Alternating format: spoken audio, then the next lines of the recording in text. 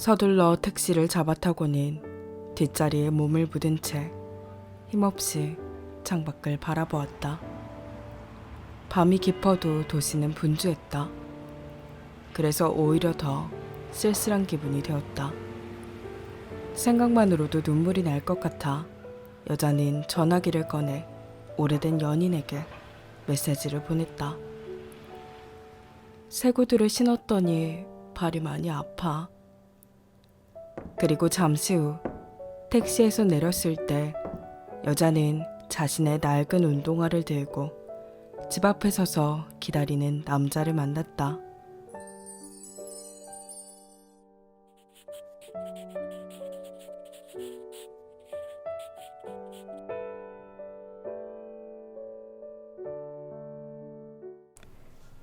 안녕하세요. 책 읽는 작은 소리입니다.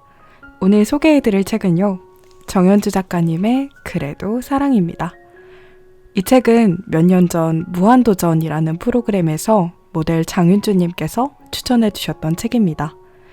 그 당시에 서점을 갔다가 이 책을 보고 방송을 시청했던 기억이 나서 냉큼 집어왔던 책인데요. 책을 보시면 아시겠지만 제 손때가 굉장히 많이 타 있어요.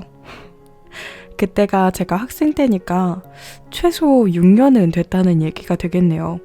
제가 가장 좋아하는 책 하면 소개해드리는 책 중에 언제나 세 번째 안에 들어가고 있는 책이에요. 방송에서도 굉장히 여러 번 소개해드렸고요. 이 책은요, 주위에 있을 법도 하지만 나에게는 일어나지 않을 것 같은 이야기들이 있어요. 초콜릿에 비유할 수 있을 것 같습니다.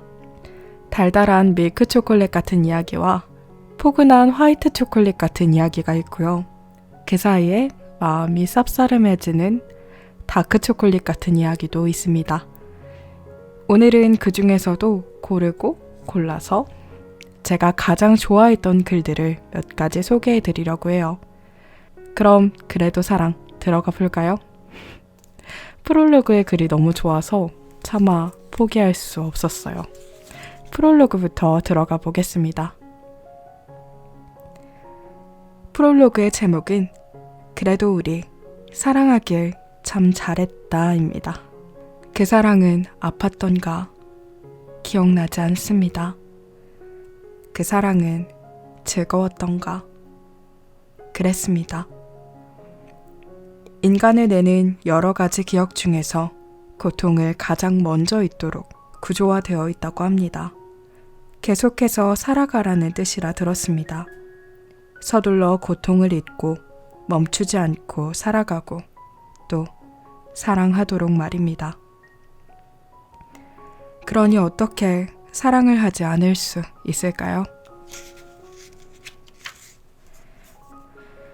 사랑을 두려워하던 시간이 있었습니다. 주춤거리고 물러서고 상대가 보다 분명한 입장을 취하고 확신이 더 또렷해질 때까지 꼼짝 않고 기다리던 날도 있었습니다. 지금에 와서는 어리석었다고 생각하지만 그때는 사랑을 보지 않고 사랑의 가치를 생각하지 않고 내 안의 상처만을 보았던 것 같습니다. 아마 그 시절에 저를 만났던 사람들이라면 그래도 사랑하라고 말하고 또 말하는 책 속의 제가 낯설고 어색하게 느껴질지도 모르겠습니다만 어느 날 길고 어둡던 터널이 끝났습니다. 가장 간절했던 생각은 그래도 사랑하길 잘했다는 것이었고요. 강한 사람이라는 말을 자주 듣습니다. 비련의 여주인공은 질색입니다. 매일을 즐겁게 살아가길 바랍니다. 하지만 사는 것이 어디 뜻대로 되어야 말이죠. 조금도 원하지 않았으나 아픈 시간이 찾아왔습니다. 상상도 못한 방식으로 이별이 찾아왔고 마음이 아파서 울다가 몸이 아프게 되었습니다. 덕분에 몸에 지워지지 않을 큰 흔적 하나를 갖게 되었지만 저는 이제 그것을 상처라 부르지 않고 흉터라고 부릅니다. 흉터는 만져도 아프지 않습니다. 사랑의 대가로 겪었던 아픔들도 이제는 그렇습니다. 이 책을 끝내고 무척 즐거웠습니다.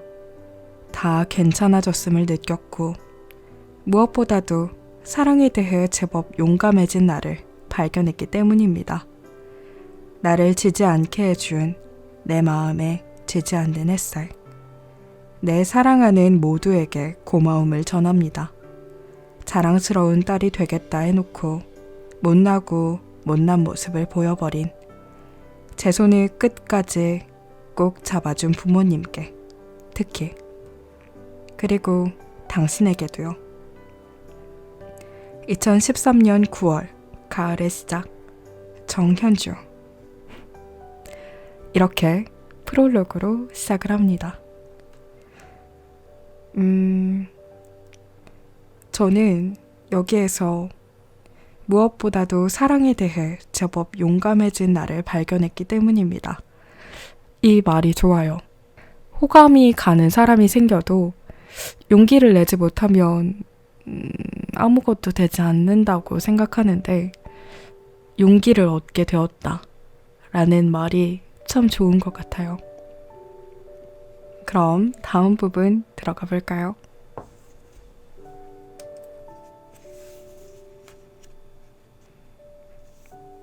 다음 글은 신기한 이야기가 뒤편에 나와요. 우리 같이 읽어볼까요? 사랑하는 사람들은 공명한다.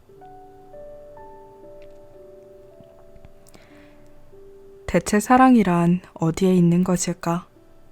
여자는 오늘 그 답을 찾았다. 본래 욕심이 적은 여자였다. 제법 괜찮은 인생을 살고 있다고 생각했다.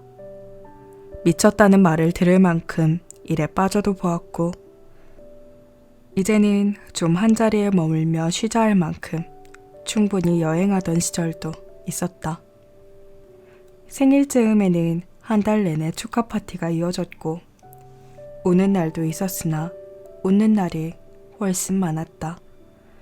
무엇보다도 가족은 늘 여자의 편이었으니 이걸로 충분하다 하고 여자는 자주 말했다. 더 이상 바라는 것이 있다면 오직 하나, 사랑하는 사람 곁에서 잠이 드는 일이었으나 그것만은 뜻대로 되지 않았다. 사랑은 자꾸 여자를 떠났고 돌아오지 않았다. 반복되는 이별 속에서 여자는 마음을 접었다. 다 허락되었으나 사랑만은 허락되지 않은 것이 자신의 인생인지도 모르겠다 생각하고 내려놓으니 한결 편안해지기도 했다. 그때 한 사람이 나타났다.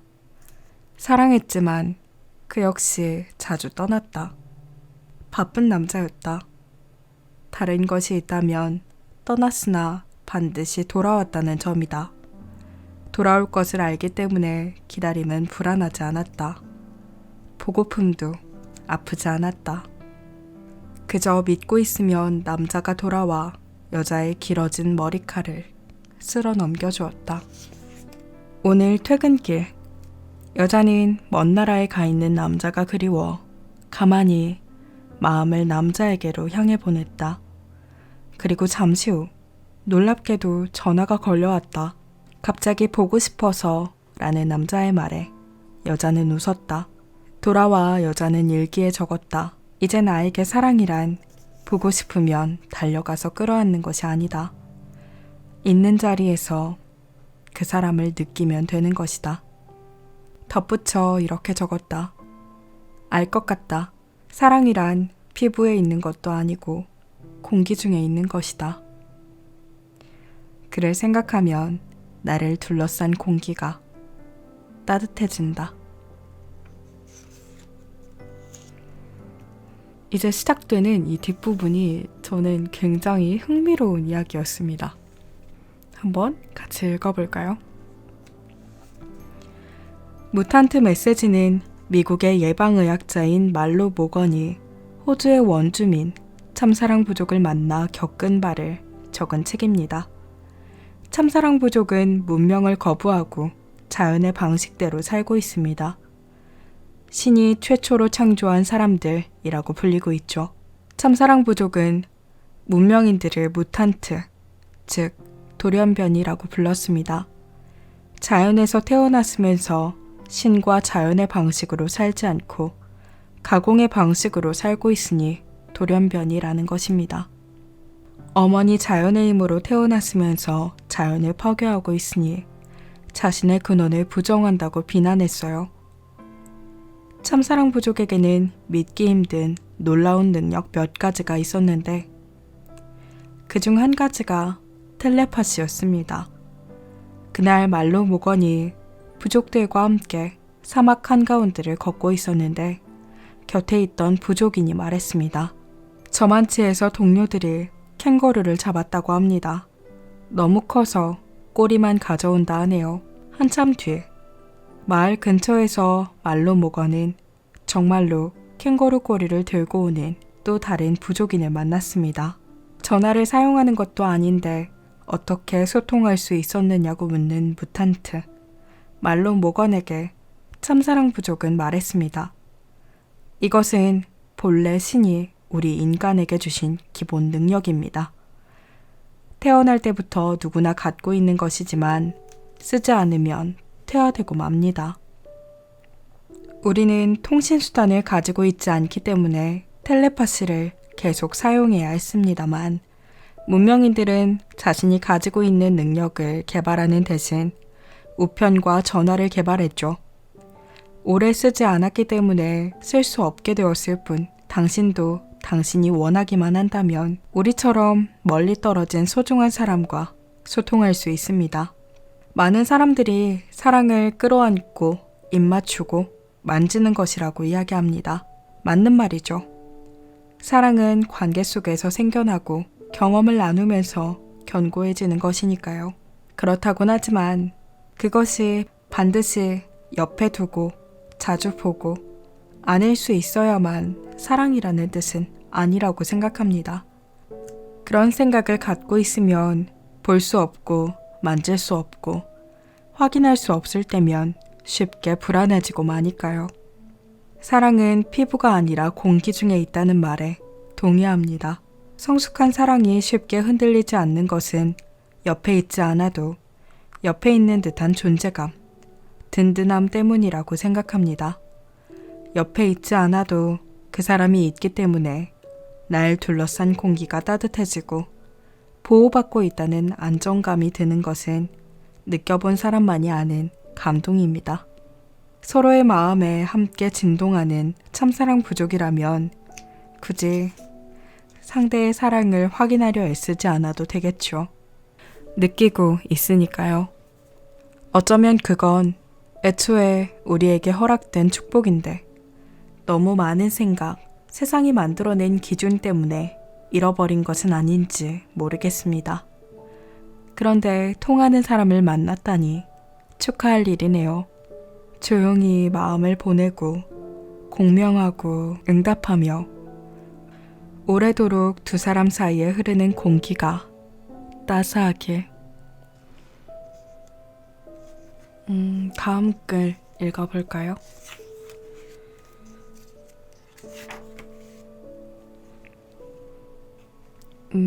이번 글은 이번에도 시작할 때 앞쪽에 짧은 애니메이션 영상 보셨을 텐데요. 그 영상에 사용되었던 글입니다. 시간이 흘러 낡아지는 것과 깊어지는 것이라는 제목의 글인데요. 제가 이 책에서 가장 좋아하는 글이기도 해요. 낡아지는 게 아니라 깊어지는 것이다 라는 그 말에 묘한 힘을 가지고 있다고 생각해요. 제가 방송을 한 지 좀 오랜 시간이 지나서 다른 분들은 이제 막 고였다 이렇게 얘기하시는 분들도 있고 고이다 못해 썩은 물이다 이렇게 이야기를 하시는 분들도 있어요. 근데 저는 제가 그렇게 오래되어서 낡은 것이 아니라 더 깊은 그런 방송을 할 수 있게 되었다라고 믿기로 했어요. 그러기 위해서 노력하고 있기도 하고요. 그럼 시작해볼게요. 시간이 흘러 낡아지는 것과 깊어지는 것. 여자는 오늘 새 구두를 신고 꽤나 걸었다. 발이 아팠으나 해야 할 일이 밀려 걷는 일을 멈출 수는 없었다. 구두가 점점 조여와 눈물이 날 지경이 되었을 때에야 일이 끝났다. 서둘러 택시를 잡아타고는 뒷자리에 몸을 묻은 채 힘없이 창밖을 바라보았다. 밤이 깊어도 도시는 분주했다. 그래서 오히려 더 쓸쓸한 기분이 되었다. 택시 안에는 아주 오래전 유행했으나 이젠 찾는 사람이 거의 없는 옛 노래 하나가 흐르고 있었는데 듣다 보니 슬픈 생각이 찾아왔다. 이렇게 정신없이 뛰어다녀도 언젠가 나 또한 저 노래처럼 되겠지. 어느새 세상에서 밀려나 화려했던 시절을 추억하면서 누군가 찾아주기만을 기다리는 존재가 된다는 것. 생각만으로도 눈물이 날 것 같아 여자는 전화기를 꺼내 오래된 연인에게 메시지를 보냈다. 새 구두를 신었더니 발이 많이 아파. 그리고 잠시 후 택시에서 내렸을 때 여자는 자신의 낡은 운동화를 들고 집 앞에 서서 기다리는 남자를 만났다. 두 사람은 자주 함께 걸었고 그래서 남자의 트렁크에는 여자의 오래된 운동화가 있었다. 익숙한 신을 신고 나니 깊게 숨이 쉬어졌다. 살 것 같다며 웃는 여자에게 남자는 오늘 참 예쁘다고 말해주었다. 그건 그 사람 방식의 위로였다. 여자는 웃으며 남자의 팔짱을 끼웠고 마주 닿은 팔 사이로 유난히 따뜻한 평화가 흘렀다. 여자는 생각했다. 시간과 함께 낡아질 것을 걱정하지 않고 깊어지면 된다. 하루하루 깊어지고 편안해지며 이제는 무엇으로도 바꿀 수 없게 된 남자가 옆에 있어 여자는 고마웠다. 아픔을 잊었다. 두 가지 영화에 대해 이야기하고 싶네요. 먼저 우리도 사랑일까의 여자 주인공 마고는 결혼을 한 여자였습니다.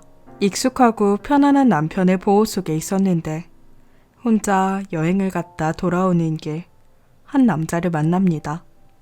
숨겨둔 마음을 꿰뚫어보는 섹시한 남자. 알고 보니 이웃에 살고 있었죠. 정해진 틀 안에 있어야 안전하다고 느끼던 마고였는데 이웃집 남자는 마고를 선 밖으로 끌어냈습니다. 금지된 장난이 주는 짜릿함에 매혹된 것인지 정말 사랑인지 판단도 하기 전에 마고는 감정을 따라갔습니다. 정해진 경계를 넘어서는 일은 일상의 여기저기로 전염되어 갔죠. 얌전하던 그녀가 수영장 샤워실에서 친구들과 요란하게 웃고 떠들며 부부 생활과 새로 만난 설렘에 대해 이야기하고 있을 때 건너편에서 샤워를 하던 할머니들 중 한 분이 말씀하셨습니다. 새로운 것도 언젠가는 낡은 것이 되지. 당연히 그리 될 것을 알면서도 마고는 거침없이 감정을 따라갔습니다. 마음뿐만 아니라 몸도 새로운 남자를 향해 갔어요. 남편에게 속한 것도 아니고 새로운 남자에게 속한 것도 아닌 미묘한 줄타기를 영원히 계속할 수는 없었습니다. 양자택일의 순간 마고는 남편에게 모든 걸 솔직하게 털어놓았습니다. 돌이킬 수 없는 길을 가기로 한 거죠. 떠나겠다는 아내에게 남편은 말했습니다. 지금 가서 샤워를 좀 해주지 않겠어? 느닷없는 주문이었지만 마지막 부탁이 될지도 몰랐으므로 여자는 남편이 원하는 대로 했습니다. 수도가 고장나서 샤워를 하다 보면 느닷없이 차가운 물이 쏟아지던 집이었는데 그날도 역시 그랬습니다. 평소와 다른 것이 있었다면 마고의 표정이었죠. 문득 무언가를 깨달은 얼굴로 샤워 커튼을 열어 젖혔는데 거기 남편이 서 있었습니다. 커다란 물그릇을 들고서 우는 것도 웃는 것도 아닌 얼굴로 그동안 당신이었냐고 마구는 물었습니다. 남편의 대답은 사랑스럽고 안타까웠어요. 그래, 매일 나였어. 언젠가 우리가 같이 늙은 다음에 사실은 내가 매일 당신을 놀려주려고 장난친 거라고 고백하고 싶었는데 하지만 함께 늙는 날 같은 건 그들에게 없을 것이었습니다. 비슷한 일상 속에서 매일 조금씩 쌓여가는 추억을 소중히 하는 남자와 새로운 것을 따라가는 여자. 둘은 아프게 이별했습니다. 다음은 제가 참 아름답게 기억하는 영화 속 한 장면입니다. 아무르. 곱게 나이 든 노부부가 식탁 앞에서 이야기를 나누고 있습니다. 시시콜콜한 일상이거나 오래된 추억이거나 남편은 참 부지런히 이야기했고 여자는 곰곰이 귀 기울여 들었습니다.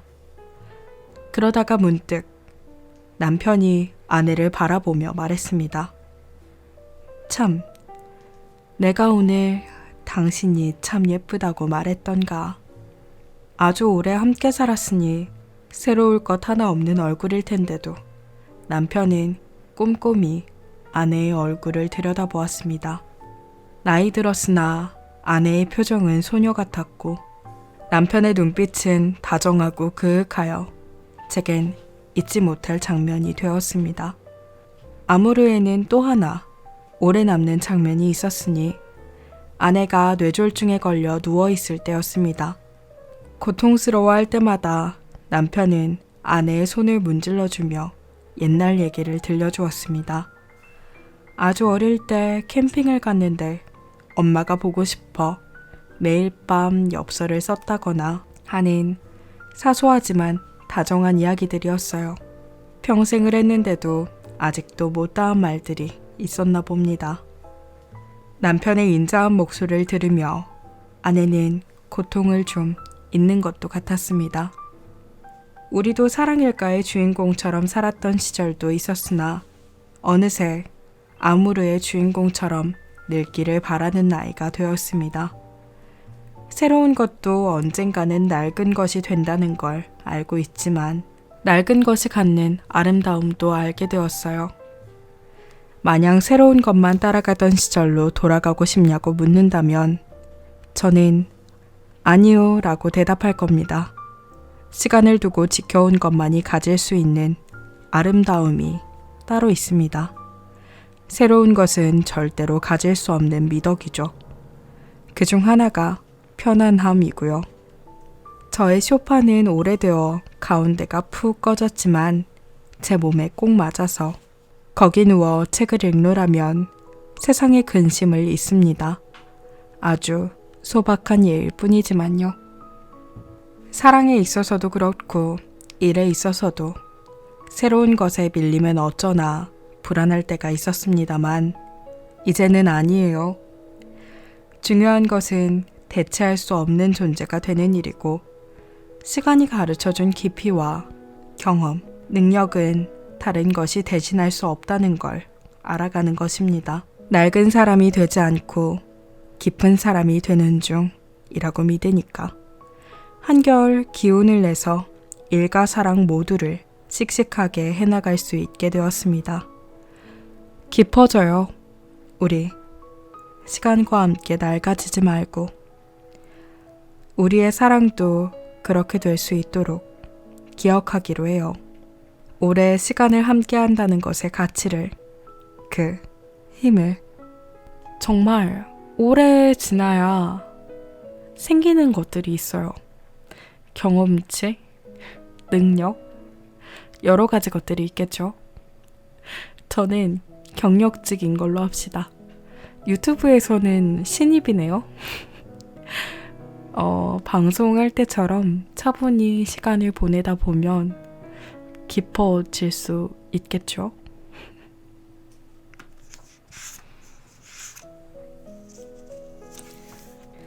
다음 글은 살아있는 것들이 상처를 극복하는 법이라는 제목의 글입니다. 여자는 오늘 아침 너무 일찍 잠에서 깼다. 이유를 알 수 없는 불안함 때문이었다. 어쩌면 주말에 만난 그에게서 평소 같지 않음을 느꼈기 때문인지도 모르겠다. 책도 손에 잡히지 않아 여자는 괜히 집안을 서성이다. 토스트를 구워 먹고 설거지를 했다. 그러다가 접시를 깨트렸는데 그게 하필이면 가장 아끼는 파란색 접시였다. 여자는 반으로 깨끗하게 갈라진 접시가 어쩐지 불길하게만 느껴졌다.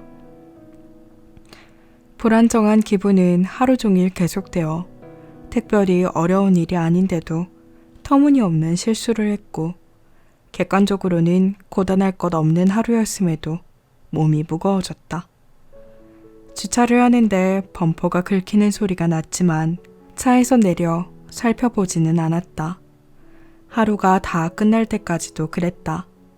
인정하고 싶지 않은 사실을 만났을 때 외면할 수 있는 한 외면하는 것이 그녀의 오랜 습관이었다.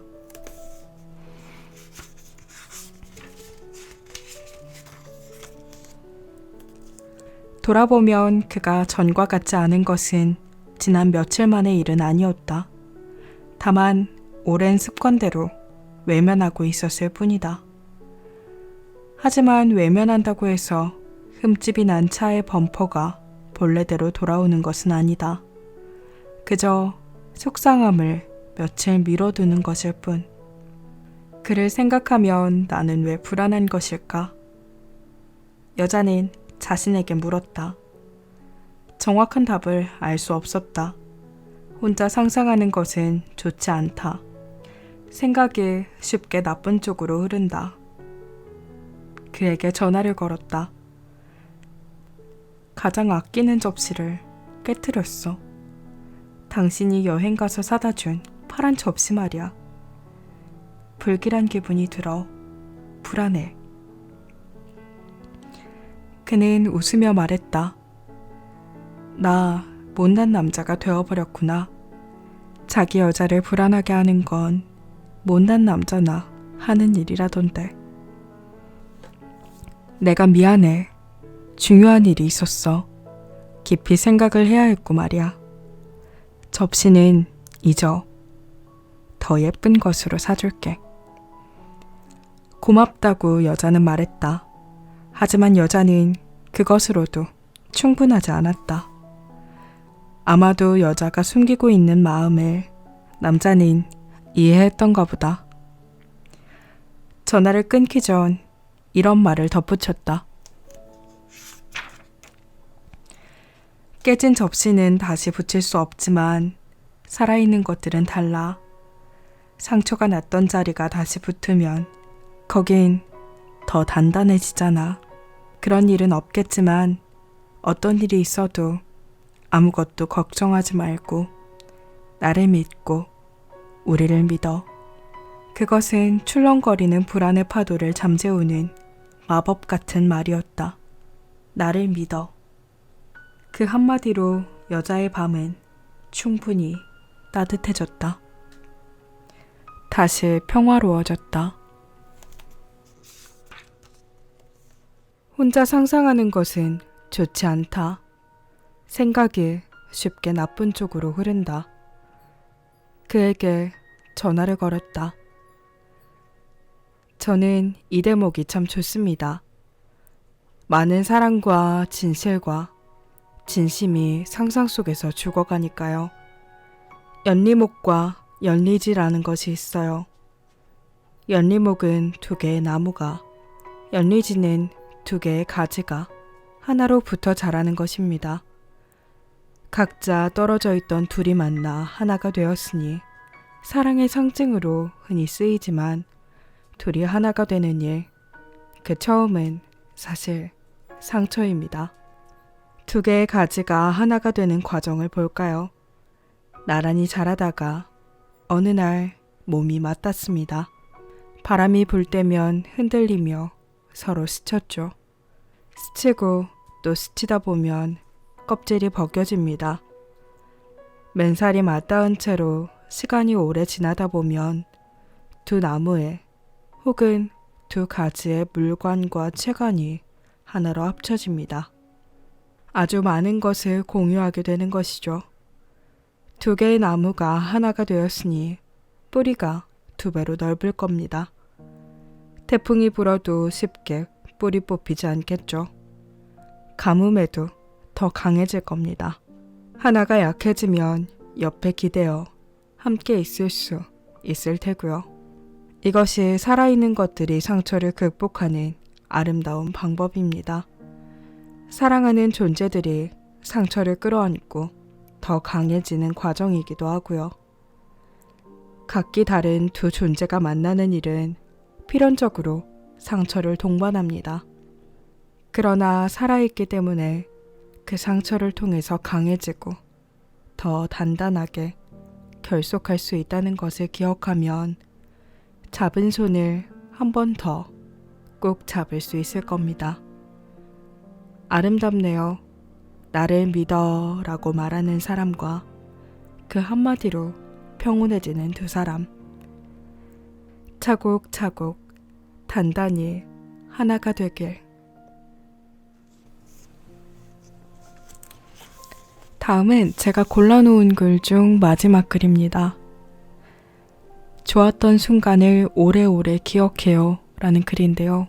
좀 마음 아픈 글입니다. 소중했던 약속이 깨어지는 그런 일은 굉장히 마음이 아픈 일이잖아요. 그런 일이 적혀 있는데 한번 읽어볼게요. 좋았던 순간을 오래오래 기억해요. 그 여자는 오늘 오래 끼고 있던 반지를 뺐다. 오래전 봄 햇살이 좋던 날이었다. 남자는 여자를 작은 반지 가게로 데리고 갔다. 손으로 세공을 해서 만든 반지는 남자가 직접 디자인을 부탁한 것이라 했다. 단정한 반지는 남자의 정갈한 성품과 닮아 있었다. 안쪽에 서로의 이니셜이 새겨진 반지를 건네며 남자는 자신의 할머니 이야기를 해주었다. 한 번 낀 결혼 반지를 평생 빼지 않아 결국은 손에서 빠지지 않게 된 이야기. 살아가는 시간이 쌓이는 동안 손가락 마디가 굵어져 결국 빠지지 않게 되었던 것이다. 먼저 돌아가신 할아버지가 그리울 때 할머니는 손가락 위에 가락지를 돌리면서 이 반지는 나와 무덤까지 함께 하겠구나. 슬픈 듯 행복한 듯 웃으셨다는데 할아버지 할머니 이야기를 들려주며 남자는 여자에게 말했다. 내게 사랑이란 오래가는 약속이에요. 우리도 할아버지 할머니처럼 오래오래 함께 늙어가요. 남자의 그 말이 좋아서 여자 또한 사랑이 힘든 날이면 손가락 위에 반지를 돌리며 견뎌내곤 했다.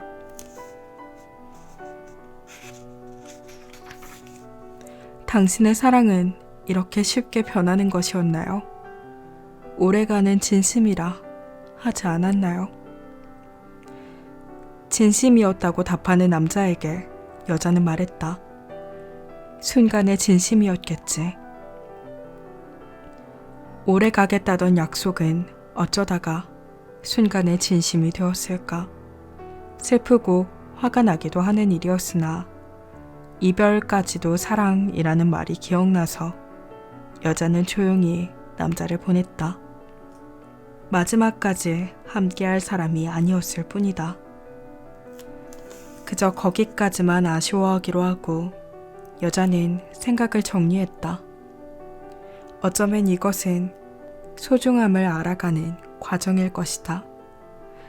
마지막까지도 함께할 사람의 소중함을 알아가는 과정 말이다. 그러자 순간의 진심까지도 고맙게 간직할 수 있었다. 사랑이란 생명을 가진 유기체와 같다고 생각합니다. 두 사람이 만나는 순간 하나의 우주가 태어납니다. 빛나고 성숙하다, 시들고 사라집니다. 살아있는 것들이 모두 그런 것처럼 사랑도 언젠가는 끝이 납니다. 부정할 수 없는 사실이에요. 죽음은 태어난 순서대로 오지 않습니다. 100년을 넘게 살다 가시는 분이 있는가 하면 아주 일찍 세상을 떠나는 아이도 있으니까요. 하지만 어느 것이 더 값진 삶이라고 함부로 말할 수 있을까요? 며칠 전 미국 드라마 먼데이 모닝을 보았습니다. 뇌 한복판에 커다란 종양을 갖고 있는 13세 소녀가 수술을 거부하며 말했습니다. 나는 이미 한 번의 수술을 받았어요. 여러 달 화학요법과 약으로 고통도 받았고요. 더 이상의 치료는 거부하겠어요. 나는 밖에 나가서 친구들을 만날 거예요. 가족들과 여행도 할 거고요. 얼마 전 남자아이 하나가 저를 댄스 파티에 초대했어요. 거기도 가고 싶어요. 의사 선생님에게는 수십 년의 삶이 남아있을지 모르지만 저에게는 그게 생애 전부예요. 라고 말하는 소녀의 단호한 한마디가 마음에 남았습니다. 어떤 사람은 길게 살고 어떤 사람은 짧게 살아요. 우리의 노력으로 바꿀 수 있는 것은 아주 한정된 영역이죠. 어떤 사랑은 길게 지속되고 어떤 사랑은 그렇지 않아요. 애를 써보았지만 결국은 이별을 맞이한 사람들은 노력한다고 다 되는 일은 아니었다고 말하곤 합니다. 어쩌면 각자의 사랑에도 정해진 수명 같은 게 있는지도 모르겠습니다만 분명한 것은 짧다고 해서 나쁜 것만은 아니라는 사실입니다. 아쉽고 안타깝긴 하지만요. 길다고 해서 좋은 것만도 아니고요. 중요한 것은 무엇을 했고 나누었고 어떻게 간직되는가가 아닐까요? 영화 봄날은 간다의 남자 주인공 상우가 슬픈 얼굴로 던졌던 한마디를 기억합니다. 어떻게 사랑이 변하니? 2001년 그 영화를 처음 보던 날엔 하루 종일 그 말이 마음 안에 울렸는데 그 후 긴 시간이 흐르고 많은 일을 겪으면서 태도가 좀 바뀌었어요. 사랑도 사람이 하는 일인데 어떻게 안 변하겠니? 이렇게요. 변하는 것이 어쩌면 당연한 일이다 라고 여기게 되자 여러 가지로 편안해졌어요. 연인의 눈길이 멀어졌다거나 연락이 좀 뜸해졌다거나 해도 변하다니 어떻게 그럴 수 있어? 분노하고 비난하며 시간을 보내기보단 지키려는 노력을 하게 되었죠. 순간의 진심이면 어쩌나 불안해하기보단 진심의 순간들을 감사하며 누리게 되었고요. 약속이 깨져버리는 것은 몇 번을 거듭해도 여전히 아프고 안타까운 일입니다. 아무래도 익숙해지지 않는 것이 이별이었지만 이별을 받아들이는 태도는 달라지기도 했습니다. 변하다니 나쁘다. 두고두고 곱씹으면서 원망하다 보니 극복하기 어려운 상처만 쌓이더라고요. 애써 아물던 상처가 다시 벌어지기도 하고요. 어려운 일인 것은 분명하지만 무엇보다도 나 자신을 위해서 애써 웃으며 덕분에 또 하나 배웠으니 되었어. 고마웠어. 라고 말해봅니다. 좋은 기억으로 간직하려 노력도 해보고요. 그래야 다시 사랑이 왔을 때 한결 부드럽게 시작할 수 있거든요. 좋았던 것을 더 오래 많이 기억해야 해요. 누구보다 우리 자신을 위해서 말이에요. 저는 이 글을 마지막 글로 고르는데 굉장히 많은 고민을 했어요. 근데 친구와의 사이에서도 이제는 인연이 끊긴 사람들과의 기억을 돌아볼 때에도 우리는 보통 나쁜 기억을 많이 간직하죠. 근데 좋은 기억을 간직하려고 노력하면 그래도 그 사람을 다시 생각할 때 이럴 땐 잘 맞는 친구였지.